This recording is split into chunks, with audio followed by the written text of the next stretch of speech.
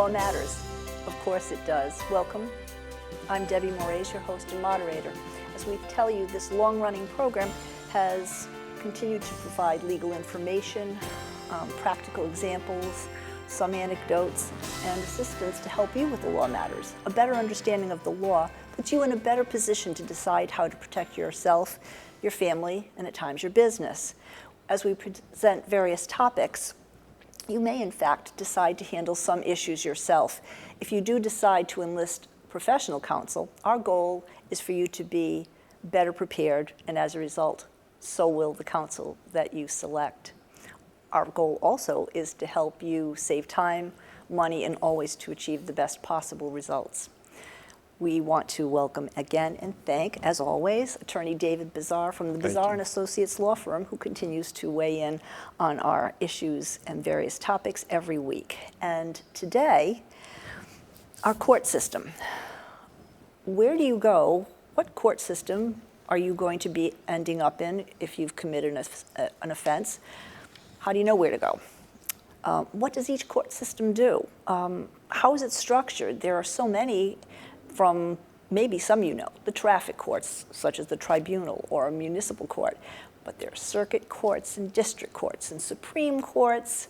There's state and federal, much to cover. It seems like it's a good place to start right there with explain the system as best you can. And I guess the one thing I do know is that every state seems to have its own structure. So while you are a legal eagle, we don't expect that you can address every state's specific structure. Okay, let's start by differentiating between state and federal. Mm-hmm. So there are federal courts that are established by the Constitution, the Supreme Court, the courts below the Supreme Court, the Circuit Court of Appeals, the district courts for each state, and then the federal government has certain other specialty courts. And so there's the federal system, and we can talk as we go along as to what cases go to the federal side of things. And then each state has the state court system and municipal courts within the state court system. So where do you want to begin? Well, I know in past segments we've talked about various courts have different jurisdictions, and it's not just about the geography. We understand it has a geographical scope, but it also depends on the questions at hand. So let's talk about the federal. Maybe that's the broad brush, all-encompassing one that you can give us some insight into, and then we'll break it down. Sure. So on the federal side, there are certain and then let's break down jurisdiction between civil and criminal. Yes. So on the federal side, criminal cases are generally those cases that are investigated by federal agencies, the FBI, for example. And they're based on federal criminal statutes or crimes committed against the statutes of the United States. So oftentimes there can be overlapping jurisdiction between state and federal, and many times people will ask, well, why is that one going to state court and this one going to federal court? And there are different types of cases that they look at. And it depends on which agency has taken the lead in the investigation, the state police, for example, versus the FBI. And it reminds me, I was asked one time why certain politicians got prosecuted under federal court and some under state court. And in Rhode Island, it reminds me of, I believe, Mayor Cianci, I think, was investigated by the FBI, and his criminal case was brought the second case, to the U.S. District Court in Rhode Island for prosecution, whereas Governor Dupree was investigated by the state police, and his case was brought to the Superior Court for trial in the state of Rhode Island. And do we have a specific reason why each was? Because the FBI took the lead on the second Cianci case and the state police on the Dupree case. And there are criminal laws that overlap, but they're different. So the state, you might violate certain state laws, but you also might violate certain federal laws. And then the agencies will have to pick and choose between them who's taking the lead and where the prosecution is going to take place. Okay. And are there other things that you want to add about the structure of the federal system, not the criminal side, but the civil side? So there are certain cases that can be brought in for the trial level, the district courts for each district. So Rhode Island has the U.S. District Court for the state of Rhode Island. Massachusetts would have some. Some states have different district courts for different regions of the state. The Eastern District of Michigan, or for example, I imagine, or New York. So those types of civil cases can be based on violations of federal law or federal type of cases. A violation of someone's civil rights under the federal law could be brought directly in a U.S. district court. There could be cases that are brought on jurisdiction that's called diversity, where there's a diversity between the plaintiffs and the defendants, citizens of different states, and they want their case heard in the federal court as opposed to the state court, even though it might be based on state court or state statute violations or charges or civil remedies. Is there any issue about when there's a controversy about the amount of money that might be involved relative to state and federal in a civil situation? So certainly for jurisdiction, there has to be an amount in controversy in those diversity cases that satisfies the jurisdiction for the United States District Court. So if a case is originally filed in the Rhode Island Superior Court and it's against an out-of-state defendant by a Rhode Island resident, for example, in order for that case to be removed to the federal court, there has to be diversity of the parties between the plaintiffs and the defendants, and the amount in controversy has to meet the threshold. And as I mentioned at the beginning of this segment, it was very interesting to read that each state is free to organize its court as it sees fit. So of course that leaves a wide range, which has, I guess, made it so that every website has a listing of every state and how it is structured. So address, if you will, at the state level, how is the court system set up in Rhode Island, if you can comment on Mass, So perhaps. starting with Rhode Island, we have the Supreme Court, and then below the Supreme Court, there are a number of other courts, and we could call them specialty courts or courts of limited jurisdiction because they're created by statute, and the jurisdiction of those courts is limited to what the legislature gave them in their enabling statutes. So the general trial court is the Superior Court in Rhode Island, and the Superior Court has jurisdiction over all criminal cases and exclusive jurisdiction over felonies. And on the civil side, it has concurrent jurisdiction with district court for cases between $5,000 and $10,000, and anything over $10,000 is brought in the Superior Court in the first instance. So since I mentioned district court, we'll go there. District court has jurisdiction over misdemeanors and also civil cases below $5,000, exclusive jurisdiction, and as I said, concurrent with Superior Court between $5,000 and $10,000. So if you're charged with a misdemeanor in Rhode Island. Such as? What are misdemeanors? Let's pick one. Shoplifting. Okay. Okay. And your first arraignment, which is the first time you're brought to court, would be in district court. And you are asked if you want to keep your case in district court in the first instance, because district court does not have a jury system or a jury pool. So you waive your right to a jury in the first instance and ask to keep the case in district court. So if it's a misdemeanor, you have the right to go to trial in front of a judge of the district court. And if you lose, you get to appeal that to the Superior Court for a brand new trial, or de novo as they call it. New trial. So that you can begin again and then have your right to a jury trial in the second instance. So I call that a free bite at the apple. So Rhode Island, is it true that Rhode Island does not specifically have an appeals court per se as that name, even though it's going to Superior Court? Some states I've seen have specific listings of appeals courts. Right. So that's an interesting question. So in the federal system, for example, you have your trial in the district court, and if you lose, then your appeal is to the Circuit Court of Appeals for the area in which your court appears. So if it's Rhode Island, I believe it's called the First Circuit Court of Appeals, and that's where your appeal would go. And then probably by writ of certiorari, which is a discretionary appeal to the Supreme Court, if they decide to take them. They don't take very many. In fact, they take very few, percentage-wise, of the cases that are appealed to the Supreme Court. In Rhode Island, as you say, there's no intermediate. Generally, I'm going to say generally speaking, there is no intermediate appeals court, but yet there is in some instances. So we started to talk about certain specialty courts, if you will, or courts of limited jurisdiction. One of those is workers' compensation court. And the workers' compensation court was designed to hear cases between employers and employees for injuries that arose out of the course of employment. Originally established as the Workers' Compensation Commission, so there were commissioners, not judges, then became a court, and originally had a right of appeal to the Rhode Island Supreme Court.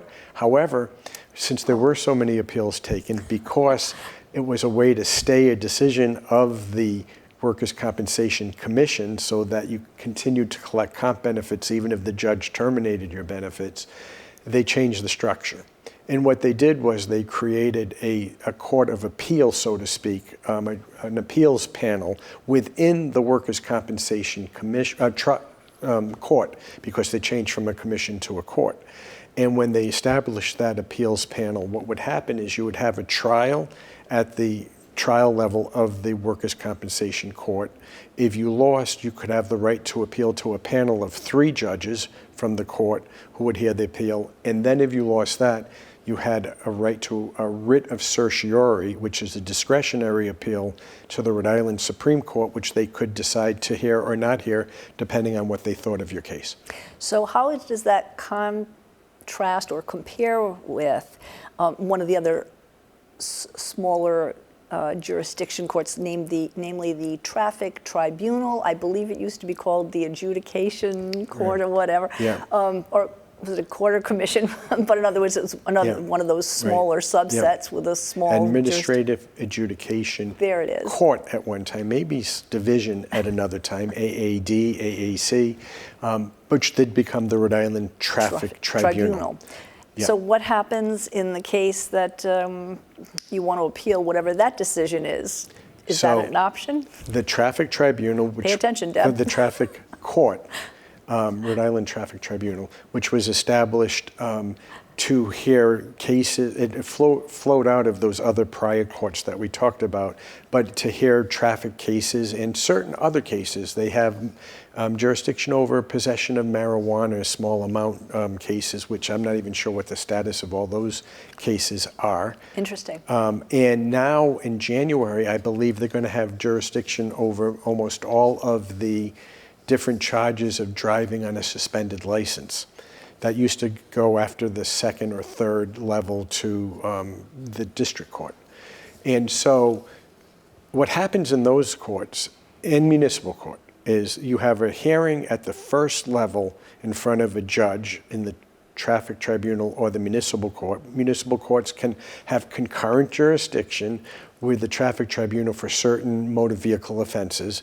Municipal court also has its own jurisdiction over its ordinances of the town in which it's located and housing issues within the town within which it's located. Zoning issues? Zoning, well, no? certain zoning. Not really zoning, but violations of zoning law, so to speak, if you're not maintaining your lawn or keeping your property properly.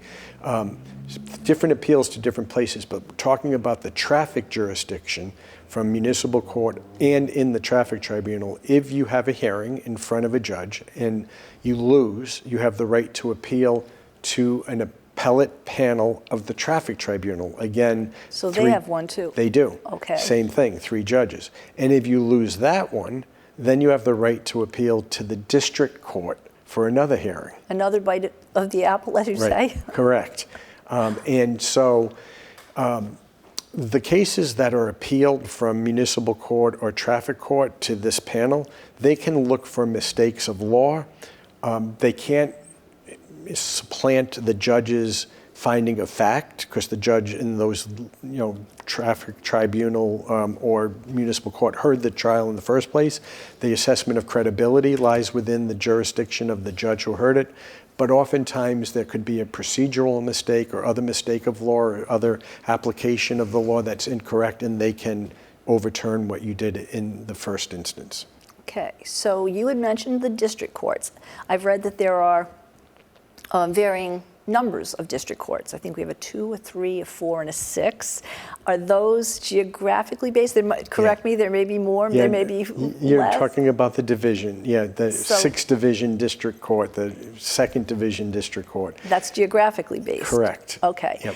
And some states have maybe only one. I understand DC, District of Columbia has one, and I understand that there are a couple of others that are very large, New York and California. So different now. Okay. You're sort of conflating federal district courts. Federal different, that's right. Yeah, Okay. and state district courts. Yes. So the divisions in the state district court is geographic, and it's been changed since I started. There were district courts everywhere. Yes. So the Cranston Police Station had a district court. The Warren Town Hall had a district court. Woonsocket had a district court.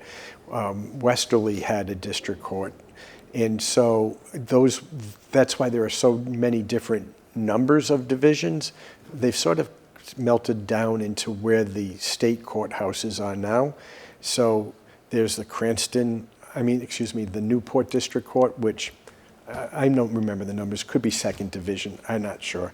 6th Division was Providence, so all of the cases that were heard in Bristol and Warren and the Warren Court are heard in the District Court in Providence.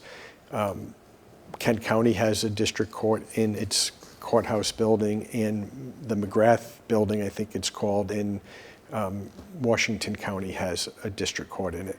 So clearly, even a state as small as Rhode Island has its number of smaller courts. Right. Imagine how many more that there are in some of these larger Yes. states, and Yep. so something to be aware of. And Rhode Island has municipal courts in not every city and town, but many city and towns. And so those municipal courts operate under the traffic tribunal for traffic, and then there are different appeals go to different places. For example, an appeal of a housing case might go to Superior Court. An appeal of an ordinance might go to District Court. So it can be confusing unless you're familiar with all of those. And we missed one Rhode Island court at least, family court. I was going to say that there was one that or on family court, and what's in family court other than divorce that we know about? Yeah, and so actually Superior Court, District Court, family court also have specialty courts within their jurisdiction. So family court, again, established probably the current version of it in the 60s, maybe like 1961 or so, following its original birth as a division of Superior Court. And then there was a juvenile court that was also created within the confines of Superior Court. And I think in like 1958, there was a study that said we should create a statewide family court specializing in the needs of families and children. And so I believe it was 61 or so that finally got formed. And I believe it was the first statewide family court in the country, the one established in Rhode Island. And so it was originally developed to hear domestic disputes. And the idea of the court, especially when it was formed in Superior Court and then into the family court, was to help families reconcile issues. That's what it was established as. Sounds good. So under that banner, I had read that there was collection. There's the CASA, the court-appointed Special advocate, and several other. How about when there are issues about not just CASA, but alcohol and abuse? Is that part of that family court when there are children involved? Is that a subdivision of it? So there are, I would call it the domestic cases, which would be divorces or child support, those types of things. Then there is the domestic violence calendar, which would be for protection for people where there's a relationship. There are other domestic violence cases or domestic calendars in District Court and Superior Court. You could also file for restraining orders. But when there's a familiar family relationship of some type or another, family court has jurisdiction over those cases. There are juvenile cases, which are sort of criminal cases committed by people under 18, minors. As long as it fits, you can get waived out of family court in certain instances, but they have a calendar for those kind of cases. They have a DCYF calendar for cases where they want to protect children from situations that aren't very helpful for them in a family situation. There is a truancy calendar to make sure that people are going to school. I think that got created under the time when Judge Jeremiah was the chief judge. And I think you talked about there are other types of drug and alcohol type of calendars as well. Is there a special court for landlords and tenants, or is that District court. District court, okay.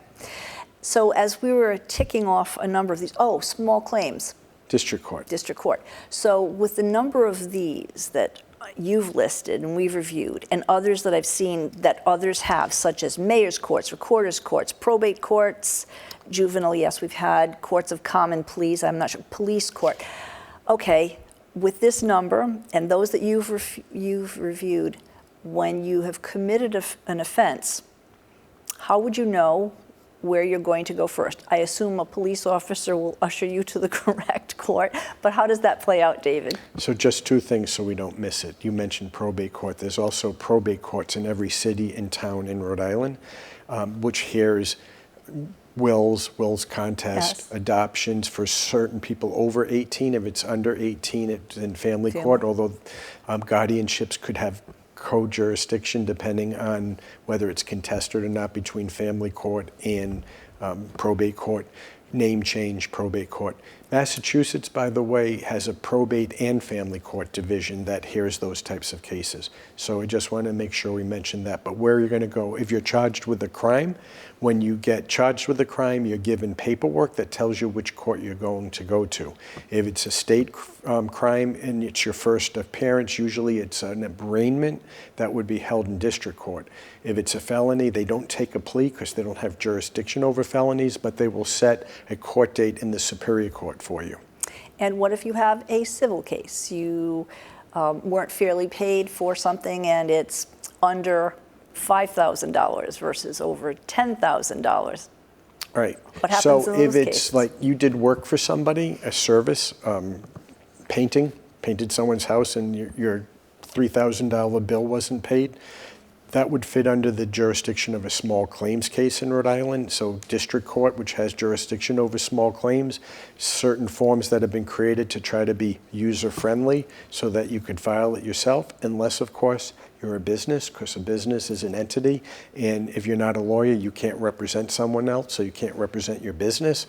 But if you're doing it as a DBA in your own name and you are owed money, you can sue in small claims court in district court if it's under $5,000. If you are a DBA and you're suing someone that is Inc., Incorporated, LLC, or whatever, is that also small claims court, depending on the amount? You can bring the claim in small claims court if it's $5,000 or less. The interesting thing is the person or entity, I should say, that you sued, the Inc. or the LLC, they have to get a lawyer. And when someone decides that they want to go to small claims court, what's the procedure? What does someone need to do first? They're representing themselves. They don't need a lawyer, as you say. If that's the track that they're taking, how does one find out? So you often say, are these things that someone can do it themselves? Yes, that's where I was going with that, right. David. And of course, that's what it's designed to do. So where's the easiest place to start? I would say online. You can go to the Rhode Island court system or Rhode Island judicial website, and there's all sorts of instructions and information on how you file a small claims case. So with the number, again, with the number of different courts that there are, and we have quite a few in Rhode Island, a small state. California, a large state, to say the least, they have made, in the name of efficiency, fewer courts. I think one that's general. What do you think about the efficiency of our system? In one way, it seems like it might be very efficient because if you have a traffic issue, you go to a tribunal. If it seems pretty clear-cut, workers' comp. Is that as efficient a system as there's one big catch-all for a state offense? Yeah, no, I think actually having some specialty courts makes a lot of sense because I'll just give you the example of when district court which has now jurisdiction over those suspended license cases, it would be very difficult to deal with those in district court because the district court judge doesn't know why your license is suspended. So what would happen is you'd go into the district court with your charge, you'd plead not guilty. The judge would say, I'll give you 6 weeks to go get your license back, and good luck to you. Because now it's on you to go figure out, why is my license suspended? What do I have to do to get my license back? And when I come back in 6 weeks, if I have a reinstatement number, then the judge will generally dismiss my case, and that's great. But if I don't, it's just going to clog the district court calendar up. By moving it to the Rhode Island Traffic Tribunal, they have access to your license information and the reasons why your license is suspended. And oftentimes it's because you didn't pay fines at the traffic tribunal. So they can then send you right to the next room or across the way to the DMV to figure things out, get the answer, and get your license straightened out so you can be able to drive again and not get arrested for driving on a suspended license. So it's much more efficient by having a court with some specialty in that area and access to information that's necessary. Family court having the court-appointed special advocates and all of the other information at their disposal that can help people. They have a mediation program in family court that can help people resolve their issues without having to go to the expense of a trial, hopefully, on some occasions. So I think as long as it's not too in the weeds, having general courts are important. You have your superior court for the general jurisdiction of things, but where there are need for specialty, workers' compensation, family court, juvenile cases, it's important to be able to have courts with that specialty. I wonder, and I don't know that you know this, but with the number of different courts that we may have in one small state with its specialties, there needs to be judges, and sometimes there are magistrates. Do we have a bank of those judges and magistrates that exceeds, say, what California has? Even if they have only one court, they still have the same number of, well, more than what we would have in terms of bulk, sheer volume. So I'm not familiar with the California system. Certainly. But if you're saying what they've done is they've streamlined the number of different types of courts, I will have to tell you that they still have many, many, many courts than we have because they probably have those general courts in all different areas across cities and towns geographically. So there's going to be many more court buildings and courtrooms and all of that. It's just that they are not giving them different names and different specialties. Although what will happen over time is different judges will have different specialties and they'll probably start pigeonholing them in. I think that's what probably happened in the Rhode Island Superior Court when it had jurisdiction over workers' compensation type cases and family court type cases and juvenile type cases. However, it's not as efficient, I don't think, as having courts that have that specialty so that they have the things that go around it, the access to information in the traffic tribunal, the mediation division in family court, the ability to have investigators in family court, the different types of things you need, the judges in workers' comp that have a deep bank of knowledge of illness and injury and that type of thing. So much information about the court system and its various structures. We hope that this has been helpful to you. As we always say, stay tuned to The Law Matters. It matters to you. Thank you for tuning in.